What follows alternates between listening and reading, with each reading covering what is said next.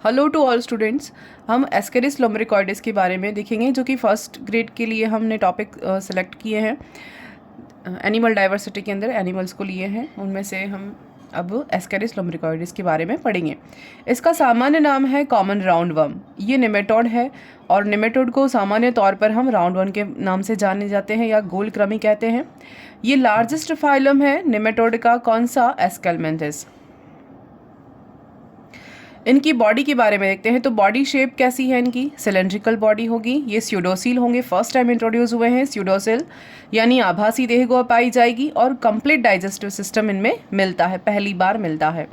और ये एनिमल कैसे हैं? फ्री लिविंग होंगे और पैरासाइट होते हैं, यानी दोनों मिलेंगे। फ्री लिविंग वर्म्स भी मिलेंगे और पैरासाइट वर्म्स भी मिलेंगे।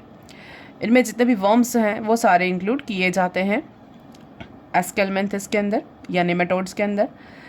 और अब इसका हम देखते हैं हैबिटेट। तो ये कहाँ पाए जाएंगे अगर पैरासाइट के फॉर्म में है? तो Ascaris lumbricoides is a gastrointestinal parasite of human body. या मानव के शरीर के अंदर गैस्ट्रोइंटेस्टाइनल ट्रैक्ट में पैरासाइट के फॉर्म में एस्केरिस लोम्ब्रिकॉइडिस पाया जाता है।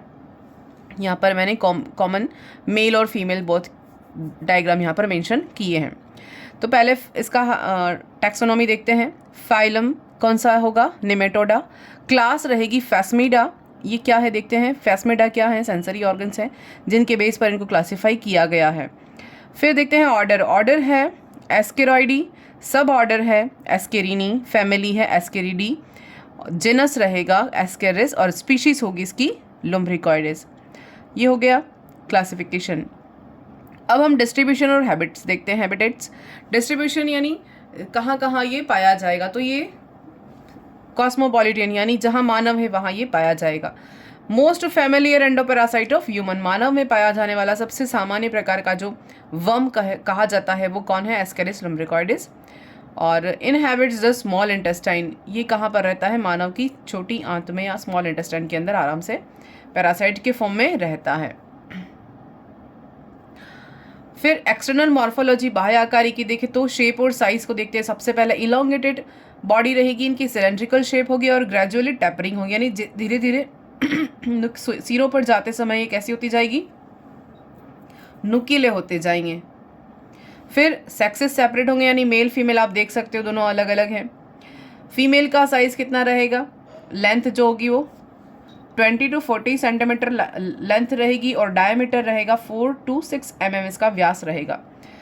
और इनकी जो टेल है इसी से इसको आइडेंटिफाई कर लेते हैं। जो फीमेल होती है उसकी टेल कैसी है? स्ट्रेट है और मेल की टेल कैसी है? कर्व्ड है। तो यहाँ से इसको हम आइडेंटिफाई कर सकते हैं।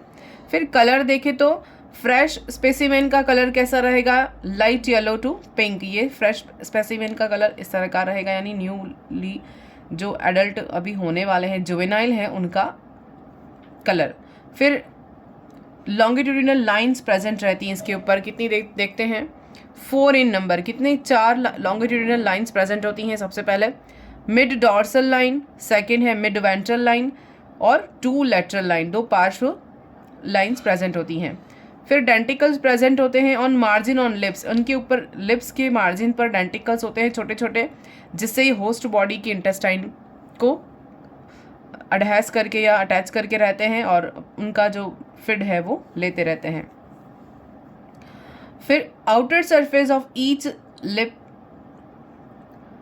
लेयर माइन्यूट सेंसरी पेपिला, हर लिप के बाहर यानी कि जो 3 लिप्स होते हैं इनके अंदर और इनकी बाहरी की सरफेस पर छोटे छोटे सेंसरी पेपिला पाए जाते हैं। फिर नेक्स्ट देखते हैं पोस्टीरियर एंड। पोस्टीरियर एंड यानी कि पश्च सिरे पर हम देखेंगे शोज क्लियरली सेक्सुअल डायमॉर्फिज्म। इनका जो पोस्टीरियर एंड है उसी से हम क्या कर सकते हैं? इसको आइडेंटिफाई कर सकते हैं कि ये मेल वर्म है या फीमेल वर्म है, क्योंकि फीमेल वर्म की टेल कैसी होगी? स्ट्रेट होगी और मेल वर्म की टेल कैसी होगी? कर्व्ड होगी, मुड़ी हुई होगी। तो और फीमेल बियर्स एनस, फीमेल में क्या होता है? एनस प्रेजेंट रहेगा, मेल में एनस नहीं रहेगा। ये अंतर है जो पूछा जाता है, ध्यान रखना है आपको। फीमेल में एनस प्रेजेंट होता है एस्केरिस के अंदर और मेल एस्केरिस में एनस नहीं प्रेजेंट होता और उसके स्थान पर क्या पाया जाता है, क्लोएका पाया जाता है या अवस्कर पाया जाता है। तो male anus replaced by cloaca. Common cloaca क्या होता है, कॉमन अपर्चर होता है किसके लिए, डाइजेस्टिव ट्रैक और जेनाइटल ट्यूब, ये दोनों का जो यानी एक्सक्रीशन और जेनाइटल दोनों के लिए एक कॉमन पोर होता है, उसे हम क्लोएका कहते हैं, सबको पता ही है ये। फिर मेल के अंदर 2 काइटिनस पिक्यूलेट्स प्रोसेस देखे जा सकते हैं out of the cloacal aperture. किसके बाहर, क्लोएकल अपर्चर के बाहर काइटिनस स्पिक्यूलेट्स प्रेजेंट होते हैं, प्रोसेस होते हैं, प्रवर्ध या काइटिनस प्रवर्ध होते हैं 2, और इन्हें हम क्या कहते हैं, कॉल्ड पीनल सिटी। इन्हें हम क्या कहते हैं, पीनल सिटी कहते हैं। Serve to transfer sperm into female vagina during copulation. Copulation के दौरान फीमेल वेजाइना में स्पर्म को ट्रांसफर करने के लिए पीनियल सिटी हेल्प करते हैं। Next, tail end of male Ascaris characterized by the presence of numerous genital papillae on ventral surface. Tail के अंत सिरे पर एस्कैरिस का कैरेक्टराइज्ड फीचर क्या है, किसकी प्रेजेंस होना, न्यूमरस जेनाइटल पेपिली का प्रेजेंट होना, ये कैरेक्टरिस्टिक फीचर है किसका, मेल का। कहाँ पर, टेल के ऊपर बहुत सारे पेपिली प्रेजेंट होते हैं, लगभग कितने 50 pairs of pineal papillae present होते हैं in the front of the cloaca. 5 pair of post anal papillae present, papilla helps in copulation. तो 5 पेयर तो पोस्ट एनाल होते हैं और प्री एनाल कहाँ होते हैं, यानी प्री एनाल सरफेस पर या फ्रंट ऑफ क्लोएका ये 50 पेयर्स प्रेजेंट होते हैं। और एक्सक्रीटरी पोर देखते हैं, यहाँ पर आप देख सकते हो डायग्राम के अंदर पेपिला, यहाँ पर ये pairs of pre anal papillae, ये हैं पोस्ट एनाल पेपिली, और ये dorsal post anal pore present है। ये क्लोएकल अपर्चर है। यहाँ पर आप माउथ का विजन डायग्राम देख सकते हैं, 3 लिप्स है, माउथ सेंटर में प्रेजेंट है। ये लेट्रोवेंट्रल लिप, ये डोर्सल पेपिली, यहाँ पर भी पेपिली प्रेजेंट होंगे। डबल पेपिली, ये मिड वेंट्रल लिप है, सॉरी मिड डोर्सल लिप है, और ये मार्जिन लिप ऑफ, ये एम्फिड्स प्रेजेंट होते हैं। यानी एम्फिड्स क्या होते हैं, सेंसरी पार्ट होते हैं। ये डबल पेपिली और सिंपल लेटरल पेपिली, यहाँ पर ये 3 लीप प्रेजेंट होते हैं, उनके ऊपर छोटे छोटे डेंटिकल्स इस तरह से लगे होते हैं, आप देख सकते हैं। नेक्स्ट, एक्सक्रीटरी पोर। एक्सक्रीटरी पोर लाइज मिड वेंट्रली, यानी एक सिंगल होता है और मध्य अधर सतह पर प्रेजेंट होता है। At a distance of about 2 mm from front body part, यानी अग्र सिरे से लगभग, ये अग्र सिरा है ना बॉडी के, इसके अग्र सिरे से लगभग 2 mm के डिस्टेंस है, माउथ से लगभग 2 mm के डिस्टेंस पर क्या प्रेजेंट होता है, एक्सक्रीटरी पोर प्रेजेंट होता है। फिर यहाँ देख सकते हैं आप, ये दोनों में बना रखा है। उसके बाद female genital pore. Female genital pore कहाँ होगा, lie mid ventrally at about 1/3 distance from anterior end. Anterior end से लगभग 1/3 की दूरी पर क्या प्रेजेंट होगा, ये फीमेल जेनाइटल पोर यहाँ पर प्रेजेंट होगा। यहाँ पर देख सकते हैं फीमेल के अंदर फीमेल जेनाइटल पोर, इसको वल्वा भी कहते हैं। मेल जेनाइटल पोर opens into cloaca. Mail genital pore कहाँ पर रहेगा, क्लोएका के पास प्रेजेंट रहेगा। ये आप देख सकते हैं क्लोएकल अपर्चर यहाँ पर बनाया हुआ है, ये मेल है और ये फीमेल है। ये एक्सक्रीटरी पोर है और ये जेनाइटल फीमेल जेनाइटल पोर है। नेक्स्ट देखते हैं, ये डायग्राम भी हो गए। बॉडी वॉल, बॉडी वॉल देखते हैं। Body wall of Ascaris is made up of 3 layers, 3 layer की बनी होती हैं। फर्स्ट क्यूटिकल, सेकेंड एपिडर्मिस और third longitudinal muscles. Cuticle, epidermis and longitudinal muscles. पहला देखते हैं क्यूटिकल। क्यूटिकल कितनी लेयर की बनी होती है, क्यूटिकल खुद ही 5 लेयर की बनी होती है। 5 लेयर्ड क्यूटिकल प्रेजेंट कैसी होगी, थिक होगी, टफ होगी, ट्रांसपेरेंट होगी और ग्लॉसी सिक्रेटेड बाय एपिडर्मिस।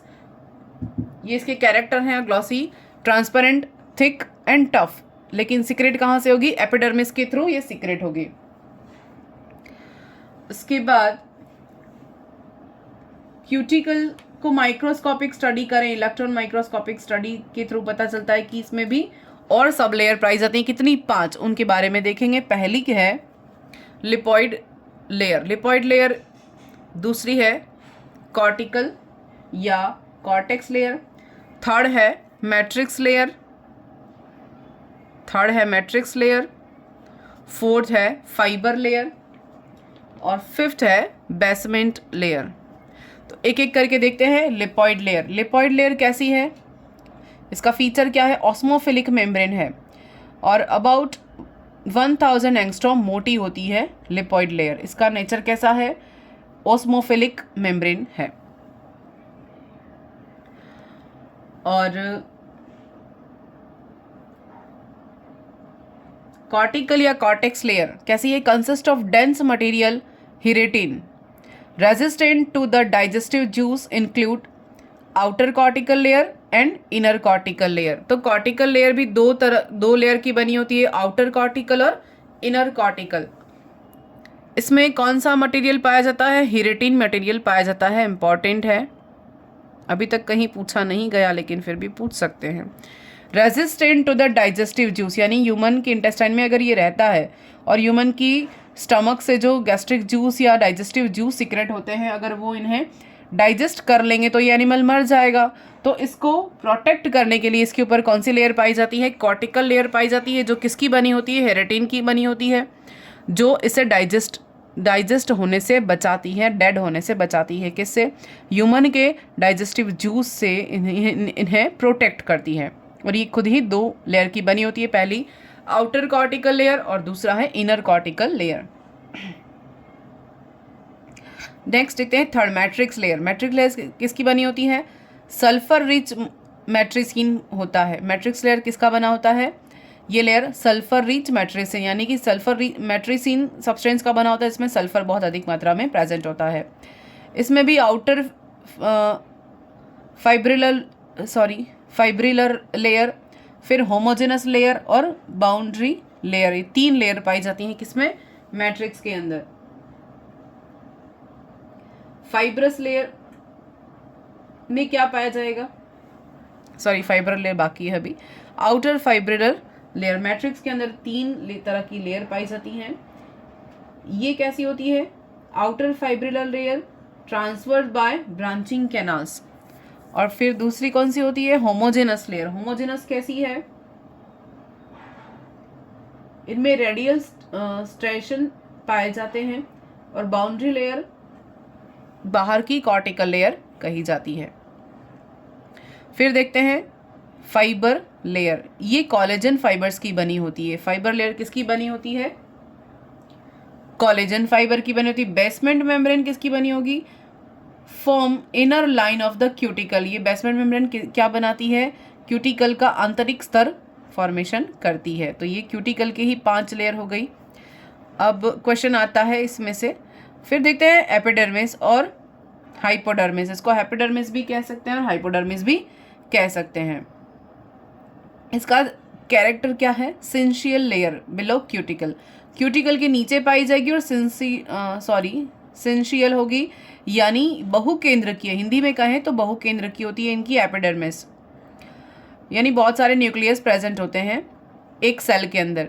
फिर fat and glycogen reserve abundantly, यानी इनके अंदर फैट और ग्लाइकोजन का जमाव होता है, ये स्टोर करती है। एपिडर्मिस के अंदर क्या स्टोर रहता है? एक्स्ट्रा फूड मटेरियल के फॉर्म में फैट और ग्लाइकोजन का स्टोरेज रहता है। ये क्वेश्चन आ चुका है आरपीएससी में। फिर लॉन्गिट्यूडिनल मसल्स, ये कैसी होंगी? इनमें सर्कुलर मसल्स एब्सेंट होती हैं। इनमें कौन सी मसल्स नहीं रहेंगी? सर्कुलर मसल्स नहीं रहेंगी। फिर लॉन्गिट्यूडिनल या लंबवत पेशियां या मसल्स जो होती हैं वो प्रेजेंट होती हैं। पॉजेज 2 डिस्टिंक्ट पोर्शन, 2 भागों से मिलकर बनी होती है। पहला फाइब्रिलर और दूसरी है ग्लैनुलर। फाइब्रिलर कैसी होंगी? कॉन्ट्रैक्टाइल मसल पोर्शन बनाएंगी, यानी संकुचन में हेल्प करेंगी, कॉन्ट्रैक्शन में हेल्प करेंगी। ग्लैंडुलर किस में हेल्प करेंगी? नॉन कॉन्ट्रैक्टाइल होती हैं और ये प्रोटोप्लाज्मिक पोर्शन बनाती हैं। फिर मूवमेंट देखते हैं। Movement, body length changes it restricted due to absence of circular muscles, यानी कि शरीर की लंबाई में कोई परिवर्तन नहीं आता। क्यों? क्योंकि सर्कुलर मसल प्रेजेंट नहीं होती, जैसे कि एनिलिडा में प्रेजेंट थी, हमने पढ़ा है एनिलिडा या अर्थवर्म फेरेटिमा के अंदर सर्कुलर मसल्स होती हैं, इसलिए वो पेरिस्टाल्टिक मूवमेंट कर सकता है या कॉन्ट्रेक्शन, यानी कि बॉडी की लेंथ बढ़ भी सकती है, बॉडी की लेंथ कम भी हो सकती है। किसके कारण? सर्कुलर मसल्स के कारण। लेकिन इनमें तो सर्कुलर मसल एब्सेंट है, इसलिए बॉडी की लेंथ कब हो जाना और बढ़ जाना ये ऐसा नहीं होता। फिर देखते हैं बॉडी कैविटी या स्यूडोसेल। बॉडी कैविटी होती है क्या? नहीं होती है। कैसी होती है? स्यूडोसेल होती है, क्योंकि आभासी देह कोई प्राणी कहे जाते हैं। क्यों कहते हैं? देखते हैं। Between body wall and visceral organ, यानी अंतरंग अंगों के बीच में और बॉडी वॉल के बीच में is a spacious fluid field cavity, एक विशिष्ट प्रकार का एक फ्लूइड भरा रहता है शरीर के अंदर, उनकी गुहा के अंदर। So cavity is not true coelom. इसके अंदर जो कैविटी है जिसके अंदर फ्लूइड भरा रहता है, इसके अंदर पाई जाने वाली कैविटी सत्य देह गुहा नहीं कही जाती। क्यों? क्योंकि not lined by coelomic epithelium, क्योंकि ये सिलोमिक से या सिलोमिक एपिथेलियम से आस्तरित नहीं होती है। Has no relation with reproductive and excretory organs, develops from blastocoel between mesoderm and ectoderm, यानी कि इनमें ये मेसोडर्म से और एक्टोडर्म से जो आस्तरित है, यानी कि जब ब्लास्टोसिल डेवलप होता है या ब्लास्टोला डेवलप होता है तब इसके अंदर इसके बीच में कोई ब्लास्टोसिल कैविटी नहीं पाई जाती, यानी मेसोडर्म और एक्टोडर्म एंडोडर्म के बीच में कोई ब्लास्टोसिल कैविटी नहीं बनती है। इसीलिए ये कैसा कहा जाता है? स्यूडोसिल कही जाती है, यानी देह गुहा नहीं पाई जाती। आभासी देह गुहा जो होती है, जो ब्लास्टोला होता है, वो कैविटी एक्चुअल नहीं होती है, क्योंकि उसकी कैविटी में फ्लूइड भरा रह जाता है। फिर और मेसोडर्म के स्प्लिट होने से भी नहीं बनती, इस कारण से। फिर रेफर टू एज स्यूडोसिल। फिर pseudocoel filled with an orders protein fluid. इस जो फ्लूइड होता है स्यूडोसिल के अंदर भरा हुआ, उसके अंदर एक गंध या ऑर्डर, यानी एक स्मेल वाला या एक गंध वाला प्रोटीन फ्लूइड भरा रहता है, जिसको हम पेरीएंट्रिक फ्लूइड कहते हैं। फिर डाइजेस्टिव सिस्टम देखते हैं। डाइजेस्टिव सिस्टम में क्या क्या रहेगा? एलिमेंट्री कैनाल रहेगी, फिर यानी कंप्लीट होती है तो एलिमेंट्री कैनाल यानी mouth to anus, complete digestive system present होता है। डाइजेस्टिव सिस्टम कैसा है? कंप्लीट पाया जाता है, ये इंपॉर्टेंट है। इसमें क्या क्या होगा? माउथ होगा, फेरिंग्स होगा, फॉरगट, मिडगट और रेक्टम, ये सभी प्रेजेंट रहेंगे। स्टमक नहीं है, इंटेस्टाइन नहीं है, इंटेस्टाइन है यानी फॉरगट मिडगट में डिवाइड कर दिया है इन्हें, लेकिन स्टमक जैसा कुछ भी प्रेजेंट नहीं है, क्योंकि इन्हें ये पैरासाइट होते हैं, इन्हें फूड को डाइजेस्ट करने का मेहनत नहीं करनी होती है, डाइजेस्ट फूड ही एब्जॉर्ब कर लेते हैं, इसीलिए इनको सीधा सीधा एब्जॉर्प्शन ही करना होता है, इन्हें डाइजेस्ट नहीं करना होता है, इसीलिए इनमें स्टमक तो नहीं होता। अब माउथ देखते हैं। माउथ कैसा है? गार्डेड बाय 3 लिप्स और लेबिया, 3 जो ओष्ठ होते हैं उससे ये सुरक्षित माउथ होता है इनका। फिर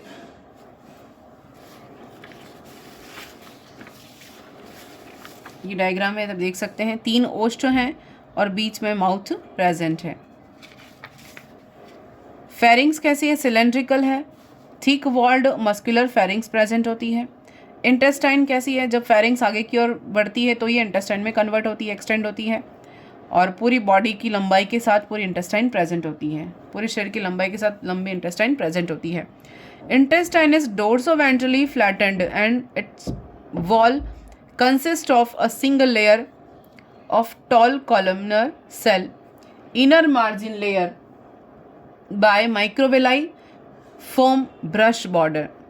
इनकी जो इंटेस्टाइन है वो कैसी है? पृष्ठ अधर सतह से चपटी होती है, क्योंकि कैविटी तो प्रेजेंट है नहीं, और चपटी होती है क्योंकि एनिमल भी कैसा है? राउंड वर्म है, और consist of a single layer of tall columnar sales, यानी किससे बनी होती है? ये एकल कोशिकीय स्तंभीय कोशिकाओं की बनी होती है पूरी इनकी वॉल, किसकी? इंटेस्टाइन की। और आंतरिक जो मार्जिन जो सतह होती है उसके ऊपर माइक्रोविलाइज प्रेजेंट होते हैं, जिन्हें जो कि ब्रश बॉर्डर का फॉर्मेशन करते हैं इस न्यूट्रिटिव फूड को एब्जॉर्ब करने के लिए। फिर रेक्टम देखते हैं, मेल के अंदर रेक्टम कहाँ ओपन होगा, क्लोएका के अंदर ओपन होगा, which also receive the ejaculatory duct, इसीलिए इसको क्लोएका कहा है कि रेक्टम के साथ क्या मिल जाता है, एजाकुलेटरी डक्ट भी मिल जाती है। फिर फीमेल के अंदर रेक्टम ओपन कहाँ होता है, एनस के साथ ही ओपन होता है, एनस प्रेजेंट होता है ओनली इन फीमेल, तो ये याद रखना है, यहाँ से क्वेश्चन आता है। फिर फूड है, फीडिंग है, डाइजेशन, ये तीनों कैसे होते हैं, क्योंकि इनका भोजन कैसा है, एक्स्ट्रा सेलुलर, डाइजेशन तो करना ही नहीं है, पचा पचाया भोजन इन्हें एब्जॉर्ब करना है क्योंकि दे आर पैरासाइट। फिर इसलिए एक्स्ट्रा सेलुलर डाइजेशन कहा है। और इनमें प्रोटीज एंजाइम पाए जाएंगे, अमाइलेज, लाइपेज एंजाइम सारे डाइजेस्टिव ट्रैक्ट से ऐड होते जाते हैं। और एक्स्ट्रा फूड स्टोर कहाँ पर होता है, in the form of glycogen और little fat in epidermis. Glycogen और फैट जो है कहाँ पर स्टोर होते जाएंगे, एपिडर्मिस के अंदर स्टोर होते जाते हैं। अब हम देखते हैं sense organs.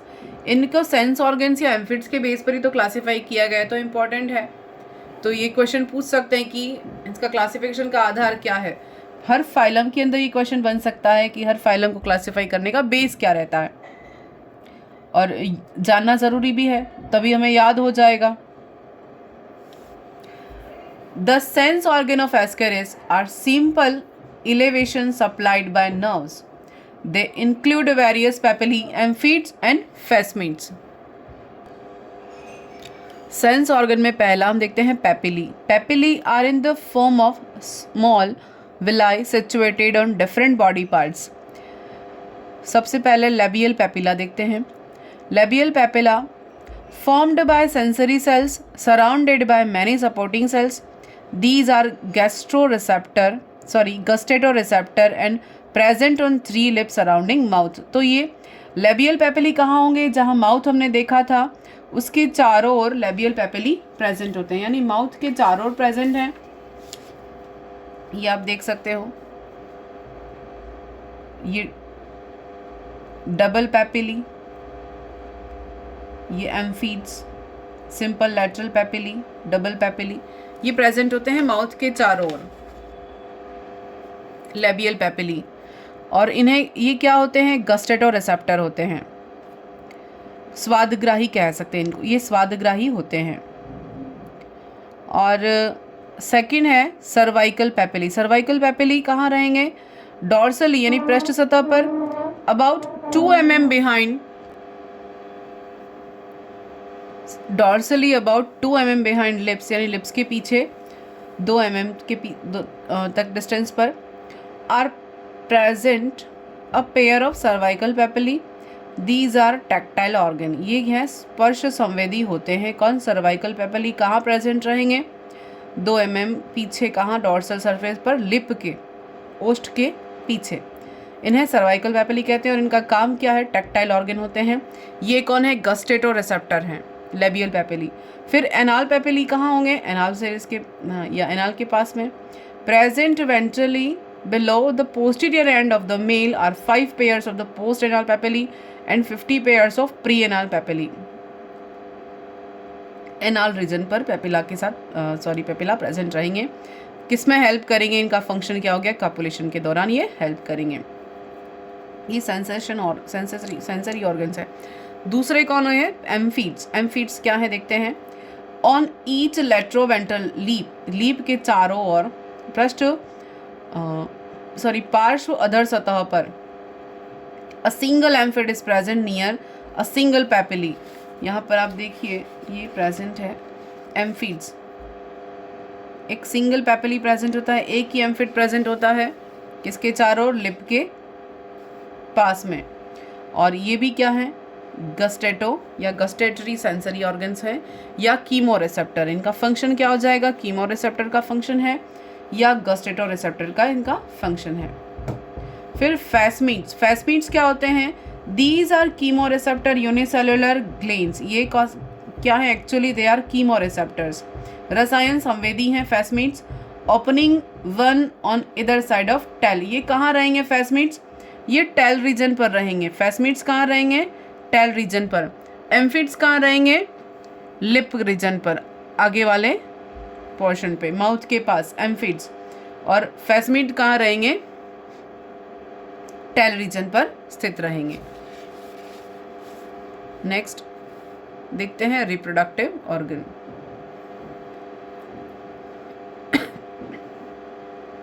Sexes are separate and sexual dimorphism is well defined.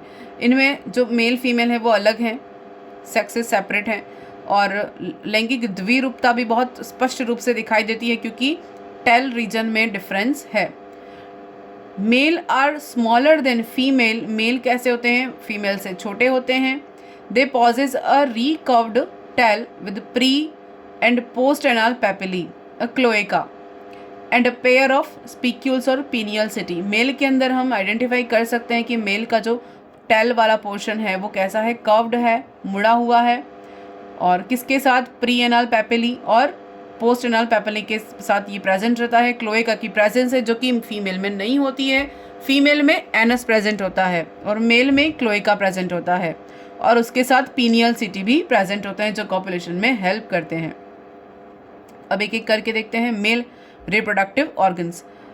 इसमें क्या क्या इंक्लूड्स हैं, testis, vasa deferens, seminal vesicle, ejaculatory duct, penial setae. Testis single होंगे। इस कंडीशन को क्या कहते हैं, मोनार्किक कहते हैं या मोनार्किक कहते हैं, और किसी किसी नेमेटोड में आपको डायर्की भी दिख जाएगी, यानी कि 2 टेस्टिस दिख जाएंगे। सिंगल टेस्टिस, ये क्वेश्चन आता है, बहुत इंपॉर्टेंट है। एस्केरिस से हमें याद रखना है 1, इनमें एक ही टेस्टिस होगा, सिंगल टेस्टिस प्रेजेंट होता है। और इस कंडीशन को कैसे हम डिफाइन कर सकते हैं, मोनार्किक कहते हैं।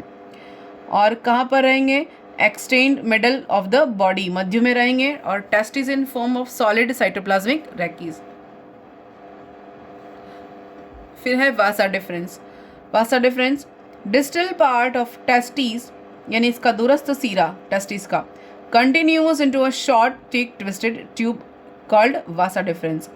इसी के आगे वाला पोर्शन जो कि थिक और नैरो होता जाएगा, शॉर्ट होता जाएगा, ट्विस्टेड ट्यूब में कन्वर्ट होता जाएगा, किसका, टेस्टिस के आगे वाला सिरा, डिस्टल पार्ट, उसी को क्या कहा है, वास डिफरेंस कहा है। फिर देखते हैं seminal vesicle. Vasa difference followed by a much thicker wider somewhat muscular straight tube, the seminal vesicle. Vasa difference आगे जाकर थोड़ी थिक हो जाएगी, वाइडर यानी ब्रॉड हो जाएगी, और मस्कुलर या पेशी एक लंबी या स्ट्रेट सीधी नली के फॉर्म में कन्वर्ट हो जाएगी, जो क्या करेगी, सेमिनल वेसिकल बनाएगी। फिर ejaculatory duct, terminal part of seminal vesicle. Seminal vesicle का अंतस्थ सीरा आगे जाकर सकराव हो जाएगा और क्या बनाएगा, highly muscular portion, ejaculatory duct formation करेगा। फिर है penial setae. Penial setae situated on the dorsal side of cloaca, पृष्ठ सतह पर रहेंगे क्लोएका के, are formed by evagination of later pair of small penial sac और स्पिक्युलर पाउचेज। ये डॉर्सल सरफेस पर रहेंगे, किसके पीछे, किसके पास, क्लोएका के पास स्थित रहेंगे, और थोड़े समय बाद यानी कि आगे जाकर ये इवेजिनेशन के थ्रू या अंतर्वलन के थ्रू क्या करेंगे, एक जोड़ी पिनियल सैक का फॉर्मेशन करेंगे, या इसे हम स्पिक्युलर पाउचेस भी कहते हैं, और पिनियल सैक में पिनियल सिटीज प्रेजेंट रहते हैं। फिर देखते हैं female reproductive system. Female reproductive system में क्या होगा, ये organ lie in the posterior 2/3 of the pseudocyl and comprise 2 parallel tract, each consist of an ovary, an oviduct and uterus। Female reproductive system कहाँ पर है, पृष्ठ सतह पर या 1/3 भाग के पीछे अग्र सतह से स्यूडोसिल में प्रेजेंट होता है, और comprises 2 parallel track, each consist of an ovary। 2 समांतर ट्रैक चलते हैं और आगे जाके क्या बनाते हैं, ओवरी का फॉर्मेशन करते हैं। स्यूडोसिल सेल की कैविटी या स्यूडोसिल आगे जाकर क्या करती है, ओवरी का फॉर्मेशन करती है। इसके आगे की और ओवरी प्रेजेंट होती है, ओविडक्ट और यूट्रस ये सब फॉर्मेशन करते हैं, यानी ये सब इसके अंदर रहते हैं स्यूडोसिल के अंदर। और बॉडी के 1/3 पार्ट पर ये प्रेजेंट होता है, female reproductive pore. The didelphic और two tract condition is most common in nematodes. Didelphic condition पाई जाती है, यानी 2 ट्रैक प्रेजेंट है, इसलिए इसको डायडेल्फिक कहा है। वहाँ पर सिंगल टेस्टिस था, इसको मोनार्किक कंडीशन कही थी, ये ध्यान रखना है। डायडेल्फिक कंडीशन प्रेजेंट होती है फीमेल रिप्रोडक्टिव सिस्टम में। क्यों? क्योंकि 2 ट्रैक प्रेजेंट है। फिर इसमें क्या क्या रहेगा? Ovary, oviduct, uteri, vagina.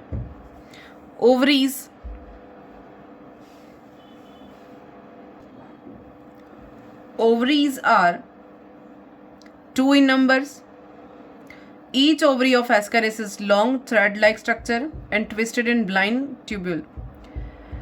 Its wall consists of a single layer of cuboidal epithelial cell. इसमें ल्यूमेन प्रेजेंट नहीं होती है। एस्केरिस में 2 ओवरीज पाई जाती हैं, ये ध्यान रखना है, ये क्वेश्चन आता है। टेस्टिस 1 लेकिन ओवरीज 2 होती हैं। थ्रेड लाइक स्ट्रक्चर होती है, ट्यूब लाइक स्ट्रक्चर होती है और क्यूबोइडल एपिथेलियम की बनी होती है, ये भी क्वेश्चन आता है। फिर देखते हैं oviduct. Oviduct form the distal end of the ovary, arise a thicker, wider and twisted oviduct. ये आगे जाकर यानी ओवरीज की डिस्टल पार्ट है वो ग्रो करके क्या बनाएगा? एक थिकर, वाइडर और मुड़ा हुआ ट्विस्टेड ओविडक्ट फॉर्मेशन करेगा। और थर्ड है यूटेराई।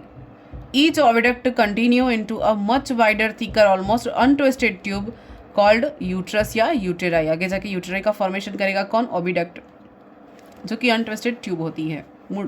और वेजाइना क्या है? Near the anterior 1/3 of the body, the 2 uteri unite to form the median portion called vagina. अब है गैमेट फॉर्मेशन। कैसे होगा? 3 स्टेप में होगा। जर्मिनल जोन, ग्रोथ जोन और maturation zone. Also known as proliferation zone. Gametogonia arise by budding, इसे proliferation zone भी कहते हैं। और गैमेटोगोनिया कैसे बनेंगे? बडिंग के थ्रू बनेंगे। Growth zone follows the germinal zone, ये जर्मिनल जोन से आगे चलते हुए ग्रोथ जोन बनाएंगे। Gametogonia attach to cytoplasmic rachis, grow and differentiated into amoeboid gametocyte. ये आगे जाकर किससे अटैच होंगे? साइटोप्लाज्मिक रैकेस से अटैच होंगे और डिफरेंशिएट होंगे, विभेदित होंगे और अमीबीय गैमेटोसाइट यानी जनक कोशिकाओं में बदलेंगे। फिर मैचुरेशन जोन, ये गैमेटोसाइट्स क्या करेंगे? रैकेस से सेपरेट हो जाएंगे और मैच्योर हो जाएंगे और क्या बनाएंगे? गैमेट फॉर्मेशन करेंगे। फिर इसकी लाइफ हिस्ट्री यानी लाइफ साइकिल देखते हैं। क्या आएगा लाइफ साइकिल के अंदर? Copulation and fertilisation. Copulation takes place in the small intestine of the human. Host body के इंटेस्टाइन में, स्मॉल इंटेस्टाइन में कॉपुलेशन होता है। और where the adult worm lives, जहाँ पर एडल्ट वर्म रहेंगे, कहाँ पर? इंटेस्टाइन में, और वहीं पे कॉपुलेशन होगा, मेल फीमेल। फर्टिलाइजेशन करेंगे, फर्टिलाइजेशन के बाद क्या बनेगा? जाइगोट का फॉर्मेशन होगा। Zygote unfertilised egg contain globules of glycogen and fat. After fertilization, glycogen globules migrate to the surface and form a fertilization membrane, which harden into a thick, clear and chitinous shell. Zygote moves down the uterus. The uterine wall secretes around it a thick, hard yellow or brown albuminous coat. Zygote बन रहा है, लेकिन जब unfertilised egg है तब तो उसके ऊपर क्या जमा है? ग्लाइकोजन और फैट का डिपोजिशन है। जब फर्टिलाइजेशन हो जाएगा तब ये ग्लाइकोजन ग्लोब्यूल्स माइग्रेट कर जाएंगे और फर्टिलाइजेशन मेम्ब्रेन का फॉर्मेशन करेंगे और ये धीरे धीरे कैसी हो जाएंगी? हार्ड होती जाएंगी फर्टिलाइजेशन मेम्ब्रेन और एक काइटिनस शेल का निर्माण करेंगी। अब जाइगोट मूव करेगा यूट्रस के अंदर और यूटेराइन वॉल क्या सिक्रेट करेगी? इसके चारों ओर सिक्रेट हो जाएगी और एक थिक, हार्ड और येलो ब्राउन एल्ब्यूमिनस कोट बनाएगा। क्या करेगा एल्ब्यूमिनस कोट? न्यूट्रिशन प्रोवाइड करेगा। फिर क्लीवेज और अर्ली डेवलपमेंट देखते हैं। क्लीवेज कैसा है इनके अंदर? ये क्वेश्चन भी बनता है। स्पाइरल और डिटर्मिनेट प्रकार का इनका क्लीवेज रहेगा, इंपॉर्टेंट है। विदलन का प्रकार कैसा है एस्केरिस के अंदर? निमेटोड्स में हम पढ़ते ही हैं, जब डेवलपमेंटल बायोलॉजी पढ़ी है तो उसमें बहुत सारे एग्जाम्पल्स आपको दिए जाते हैं। सर्पिल विदलन और निर्धारी विदलन पाया जाता है निमेटोड्स में, एस्केरिस में। 16 सेल स्टेज कॉल्ड एम्ब्रियो क्या कही जाती है? मोरुला कही जाती है। 16 कोशिकीय अवस्था attains to form of a hollow ball termed blastula, blastula कहा जाएगा। और कैविटी कॉल्ड ब्लास्टोसिल, इसके बीच अगर कैविटी है तो वो क्या कही जाएगी? ब्लास्टोसिल कही जाएगी, जिसमें कि क्या प्रेजेंट है? फ्लूइड प्रेजेंट है। फिर blastula undergoes a process of invagination, जब गैस्ट्रुला शुरू होगा तब इनमें क्या होगा? इन्वेजिनेशन होगा, एपिबॉली और एम्बॉली की प्रोसेस होंगी, जिसके थ्रू गैस्ट्रुलेशन होगा और गैस्ट्रुला में एक्टोडर्म एंडोडर्म का फॉर्मेशन होगा। It grows in length to become an active juvenile, ये बड़ा होकर क्या बनेगा? एक्टिव जुवेनाइल फॉर्मेशन करेगा, जिसको हम रैप्टाइटिस लार्वा कहते हैं। किसमें कन्वर्ट हो जाएगा? जुवेनाइल कन्वर्ट्स इनटू रैप्टाइटिस लार्वा, जो कि फर्स्ट लार्वा स्टेज है। अब देखते हैं infection of new host. New host को कैसे इन्फेक्ट करेगा? Main acquire infection by directly ingested Ascaris eggs, यानी कॉन्टामिनेटेड फूड और कॉन्टामिनेटेड वाटर के थ्रू अगर डायरेक्टली एग्स को ये हम इंजेस्ट कर जाते हैं तो हमारी बॉडी के अंदर एंटर कर जाएंगे।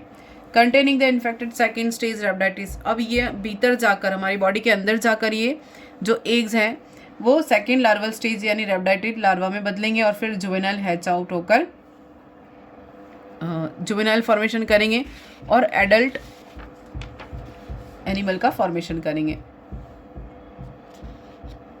अब देखते हैं later development and migration, important है। It hatching a juvenile measure 0.25 to 0.3 mm इन लेंथ, इतना लंबा हो जाएगा हैचिंग के बाद, और डायमीटर कितना रहेगा? 13 micron to 15 micron.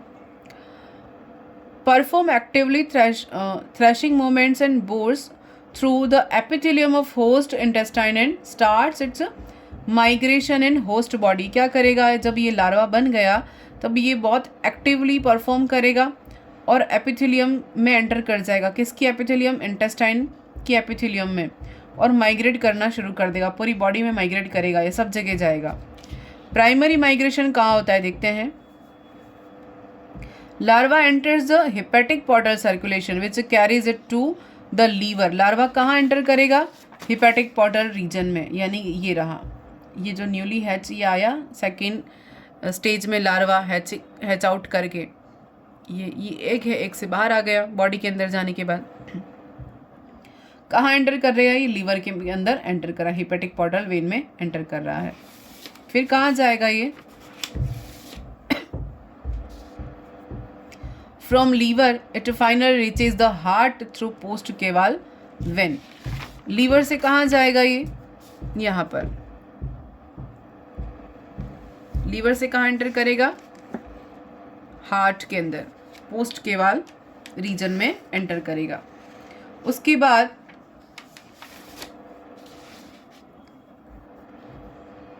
From heart it's transported to the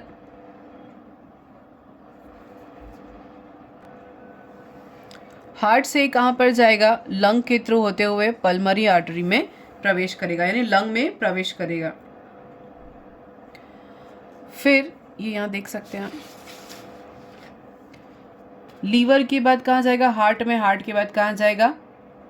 lungs में एंटर करेगा।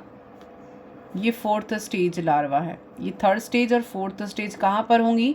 लंग्स के अंदर होंगी। ये भी क्वेश्चन आ सकता है। सेकेंड स्टेज कहाँ जाएगा? हेपेटिक रीजन में। हेपेटिक से हार्ट में गया, हार्ट से थर्ड और फोर्थ कहाँ जाएगा? लंग्स के अंदर। And larva remain in lung for a few days, कुछ समय, कुछ दिनों के लिए लार्वा कहाँ रहेगा? लंग्स के अंदर आराम से रहेगा। And blood capillaries and finally bores it way into alveoli, कुछ दिन आराम से लंग्स में रहेगा, फीड करेगा कैपिलरीज में और कुछ को बोर करेगा, छेद कर एल्वियोलाई को छेदेगा और से आफ्टर 6 days स्टे देयर, 6 दिनों तक वहाँ रहेगा और सेकेंड स्टेज लार्वा फॉर्मेशन करेगा यानी मोल्ट करेगा सेकेंड स्टेज में, और उसके बाद थर्ड स्टेज लार्वा मोल्ट करेगा। तो यानी ये मोल्टिंग कहाँ हो रही है? लंग्स के अंदर हो रही है, क्वेश्चन आया हुआ है। उसके बाद ये कहाँ जाएगा? Fourth stage larva Ascaris, young Ascaris develop करेगा। After another moulting after 4 days result in the fourth stage larva, यानी इनके भी फोर्थ मोल्टिंग टाइम पर ये 4 दिनों के बाद क्या बनाएगा? फोर्थ स्टेज लार्वा का फॉर्मेशन करेगा और ये फोर्थ स्टेज लार्वा यहाँ से होने के बाद रिमूव कर जाएगी और ये फिर एडल्ट फॉर्मेशन करेगी, यंग एस्केरिस बनाएगी और मेल फीमेल दोनों अगर हैं तो ये फर्टिलाइजेशन कर लेंगे और वापस से एग रिलीज़ करेंगे। एग रिलीज़ करने के बाद जो होस्ट बॉडी उसकी फीसेस के थ्रू एग जो है वो बाहर रिमूव हो जाएगा। अगर किसी अदर एनिमल ने ह्यूमन बीइंग ने वापस से एग को कॉन्टामिनेटेड फूड को एनगल्फ कर लिया, खा लिया, इंजेस्ट कर लिया, तो वापस से ये बॉडी में एंटर कर जाएगा। फर्स्ट लार्वल स्टेज है। फर्स्ट लार्वल स्टेज ये तो कैप्सुलेटेड होता है ना, ये कैप्सुलेटेड होता है, प्रोटेक्टेड रहता है। ये लार्वा बन गया फर्स्ट स्टेज में, फिर ये सेकेंड स्टेज लार्वा बनाएगा। ये सेकेंड स्टेज लार्वा कहाँ चला जाएगा? ये बॉडी के अंदर, किसकी? ह्यूमन की बॉडी के अंदर चला जाएगा। ह्यूमन की बॉडी के अंदर गया और द्वितीय अवस्था का लार्वा का निर्माण करेगा। सेकेंड स्टेज लार्वा में मोल्ट करेगा, ये हैच आउट करेगा, ये यानी ग्रो करेगा।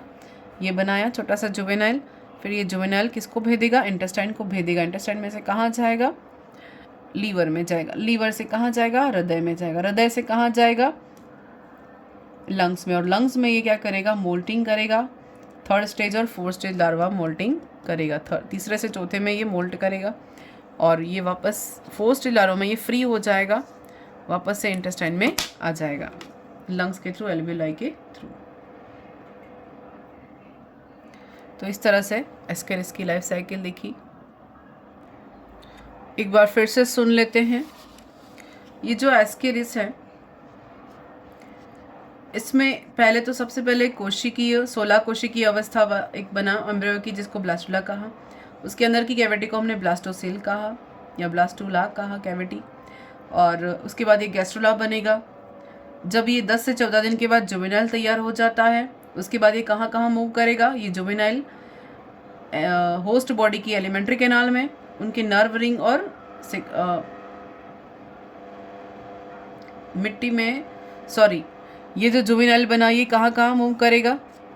एलिमेंट्री कैनाल से इंटेस्टाइन से, फिर हमने अभी देखा लंग्स में, हार्ट में, लंग्स में, और फिर वापस से इंटेस्टाइन में चला जाएगा।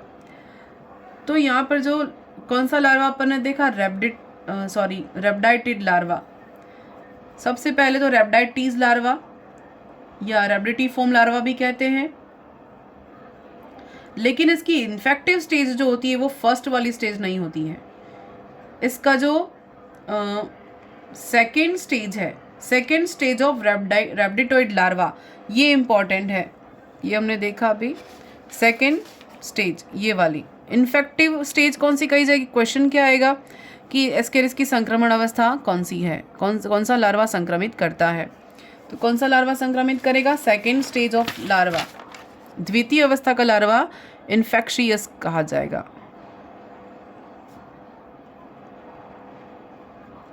संक्रमणकारी कह सकते हैं। संक्रमणकारी अवस्था कौन सी होगी? Second stage. फर्स्ट स्टेज को हम इन्फेक्टिव नहीं कहते, नॉन इन्फेक्शियस कह सकते हैं। ये क्वेश्चन आता है, ये रेब्डिटीफॉर्म लार्वा कहा जाएगा।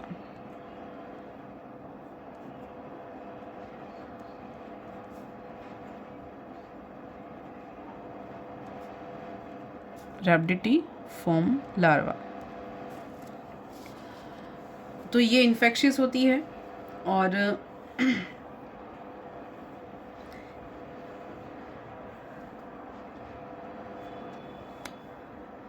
प्राइमरी स्टेज में जब माइग्रेशन करा, कहाँ पे? लार्वा हिपेटिक पोर्टल वेन में प्रवेश करेगा। ये रहा, ये हिपेटिक पोर्टल वेन में, यहाँ से आप देख सकते हो ये फर्स्ट स्टेज हम डायरेक्टली दिखा दिए, यहाँ पर मैंने मेंशन किया है। ये हिपेटिक पोर्टल वेन में फर्स्ट स्टेज का लार्वा एंटर करेगा और ये इसे कहाँ ले जाएगा? हिपेटिक पोर्टल वेन इसे लीवर में ले जाएगा और लीवर से ये कहाँ एंटर करेगा? हृदय में पहुँच जाएगा या हार्ट में पहुँच जाएगा। हार्ट से कहाँ जाएगा? ये पल्मोनरी आर्टरी द्वारा लंग्स में ले जाया जाता है। हार्ट में रहेगा और हार्ट से कहाँ ले जाएगा? पल्मोनरी आर्टरी के थ्रू ही कहाँ ले जाएगा? लंग्स में ले जाएगा। लंग्स में ले जाने के बाद कुछ दिनों पर यहाँ पर ये ग्रो करेगा, यहाँ पर रहता है ना, स्टे करेगा। स्टे करने के बाद ग्रो करेगा और उसके बाद ब्लड कैपिलरी को ये रप्चर करके एल्वियोलस में या कुपिकाओं में पहुँच जाता है। और यहाँ पर एल्वियोलस में ये कितने दिन रहेगा? 6 दिनों तक रहता है। 6 दिनों रुकने के बाद ये सेकेंड स्टेज में मोल्ट करता है और सेकेंड स्टेज में मोल्ट करने के बाद ये कौन सी लार्वा अवस्था कही जाती है? थर्ड स्टेज लार्वा अवस्था बनाती है। ये यहाँ पर सेकेंड स्टेज मोल्ट कर जाएगी। ये हैचिंग है, यहाँ पर हैचिंग लिखा है और मोल्ट है, मोल्टिंग अलग है। ये थर्ड स्टेज लार्वा बना, ये कैसे बना? ये सेकेंड मोल्टिंग से बना। सेकेंड मोल्टिंग से क्या बना? थर्ड स्टेज का लार्वा बना। और यहाँ पर ये 4 दिनों तक रुकता है। 4 दिन के बाद, पहले तो 6 दिन रुका, फिर 4 दिन और रुकेगा और 4 दिन और रुकने के बाद ये क्या बनाएगा? फिर दूसरी मोल्टिंग होगी और जो दूसरी मोल्टिंग होगी और ये क्या बनाएगा? फोर्थ स्टेज लार्वा बनाएगा। फिर यहाँ पर ये थर्ड मोल्टिंग के थ्रू क्या बनाएगा? फोर्थ स्टेज लार्वा बनाएगा। और ये फोर्थ स्टेज लार्वा क्या करेगा? लंबाई में बढ़ेगा, 2 से 3 mm तक ये बढ़ जाएगा। कितना? ये फोर्थ स्टेज जो लार्वा है वो कितना बन जाएगा? 2 से 3 mm तक इसकी लेंथ हो जाएगी, बढ़ जाएगा। फिर सेकेंडरी माइग्रेशन। सेकेंडरी माइग्रेशन कहाँ होता है? फोर्थ स्टेज लार्वा अपने एल्वियोलाई को छोड़कर कहाँ चला जाएगा? ट्रैकिया से होकर फेरिंग्स में। ट्रैकिया से होकर फेरिंग्स में चला गया। ट्रैकिया से फेरिंग्स में चला गया। फेरिंग्स में जाने के बाद ये क्या चला, कहाँ जाएगा? ईसोफेगस से होते हुए, एलिमेंट्री कैनाल में होते हुए वापस से इंटेस्टाइन में पहुंच जाएगा। इंटेस्टाइन में पहुंचने के बाद फोर्थ और लास्ट मोल्टिंग वापस से होती है और ये मोल्टिंग होने के बाद ये वापस ही किस में बदल जाएंगे? ये बनेंगे एडल्ट लार्वा में बदल जाएंगे। तो ये 5 बार मोल्टिंग हो रही है और ये एडल्ट बनने में कितना टाइम लग गया? एडल्ट बनने में इसको 8 से 10 सप्ताह का समय लग गया। और होस्ट की बॉडी के अंदर एस्केरिस लुम्ब्रिकॉइडिस जो है उसको कितना टाइम लगता है? हम यहाँ पे थे, ये हमने देखा था,